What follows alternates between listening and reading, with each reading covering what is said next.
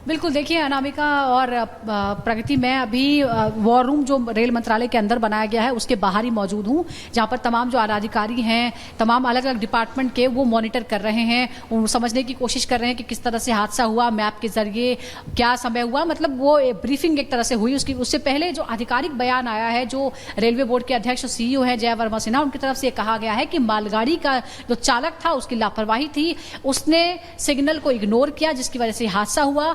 हालांकि इस पूरे हादसे में खुद मालगाड़ी का जो ड्राइवर था, लोको पायलट और गार्ड, तीनों की मौत हो गई है इस पूरे मामले में। तो अभी इसकी डिटेल जांच की जरूरत होगी, क्योंकि अगर वो जीवित होते तो बता पाते कि हुआ क्या था।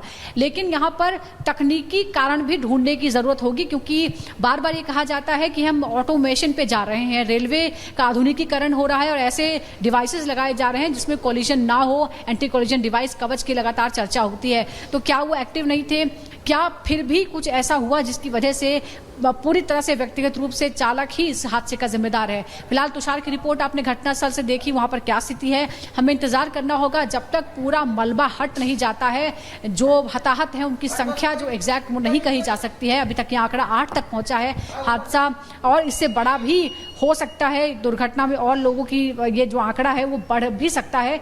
तो हमें बस इंतजार करना है कि रेस्क्यू ऑपरेशन पूरा हो जाए। रेस्क्यू ऑपरेशन के मॉनिटर के लिए आला अधिकारी तो ठीक है, रेल भवन से सुजाता बता रही थी आपको कि क्या खामियां हैं ये भी ढूंढने की कोशिश की जा रही है, और साथ ही कंट्रोल रूम में क्या तैयारियां की गई ये भी रिपोर्ट आपने देखी। लेकिन अब आपको मैं ये ग्राफिक्स मैप का ग्राफिक्स दिखा रही हूं, जिसमें ये बताने की कोशिश है कि किस जगह पर एग्जैक्टली पश्चिम बंगाल में यह हादसा हुआ है। ये जलपाईगुड़ी है, और जलपाईगुड़ी के बिल्कुल पास में बताया जा रहा है दार्जिलिंग, जहां पर यह हादसा हुआ है। और साथ ही ये जो ट्रेन थी कंचनजंगा एक्सप्रेस, ये सियालदा जा रही थी जब यह हादसे का शिकार हुई है। जलपाईगुड़ी वो जगह है, बिल्कुल आपको दिखा रहे हैं, यही वो जगह है जिस जगह पर यह हादसा हुआ है। और अभी भी हादसे के कारणों को ढूंढने की कोशिश की जा रही है कि आखिर हादसा हुआ किस वजह से है। हालांकि प्राइमा फेसी यह कहा जा रहा है कि सिग्नल तोड़ा मालगाड़ी के ड्राइवर ने, इस वजह से यह हादसा हुआ। लेकिन क्या सिग्नल वाकई मिला था, प्रॉपर उसे कमांड दी गई थी, प्रॉपर चीजें उसे पता थी? ये तमाम सवाल उठ रहे हैं, क्योंकि 1 साल के भीतर यह दूसरा बड़ा हादसा है जिसमें कई लोगों ने अपनी जान गंवाई है। एक बार फिर पीछे आपको दिखा रही हूं, बंगाल में जो ट्रेन हादसा हुआ है, जलपाईगुड़ी, इसके बिल्कुल पास में दार्जिलिंग जहां पर यह हादसा हुआ है। और दिक्कतें थोड़ी आ रही हैं रेस्क्यू ऑपरेशन में, क्योंकि वहां बारिश काफी ज्यादा हो रही है और आसपास कोई ऐसा डेवलप एरिया भी नहीं है जिससे कि जल्द से जल्द लोगों को अस्पताल पहुंचाया जा सके।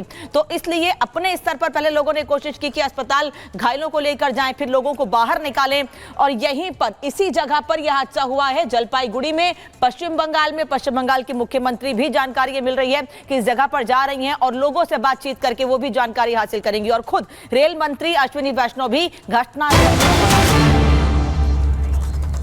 और बड़ी खबर इसी बीच आपको बता दें, हादसे पर रेलवे बोर्ड अध्यक्ष का बयान भी सामने आया। मालगाड़ी के ड्राइवर ने सिग्नल तोड़ा, सिग्नल तोड़े की बात सामने आ रही है।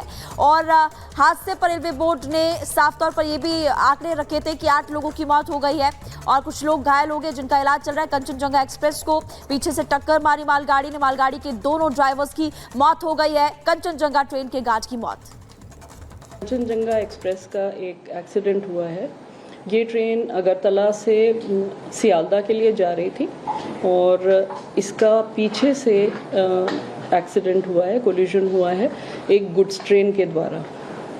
प्रारंभिक इंफॉर्मेशन के हिसाब से ऐसा लग रहा है कि गुड्स ट्रेन के ड्राइवर ने सिग्नल को डिसरिगार्ड किया है और रियर एंड से कंचनजंगा को हिट किया है। कंचनजंगा का जो रियर मोस्ट पोर्शन था, जिसमें कि एक गार्ड का डिब्बा था, उसके बाद 2 पार्सल कैरिंग कोचेस थे, वैन्स थे, जिनको हम VP कहते हैं, वो पार्सल वैन्स थे। उसके बाद जनरल डिब्बे थे 2। तो जो एक्सीडेंट हुआ है रियर एंड से, उसकी वजह से जो गार्ड का डिब्बा है वो क्षतिग्रस्त हुआ है। जो पार्सल वैन थी वो भी क्षतिग्रस्त हुई है, लेकिन उससे किसी जान का नुकसान नहीं है।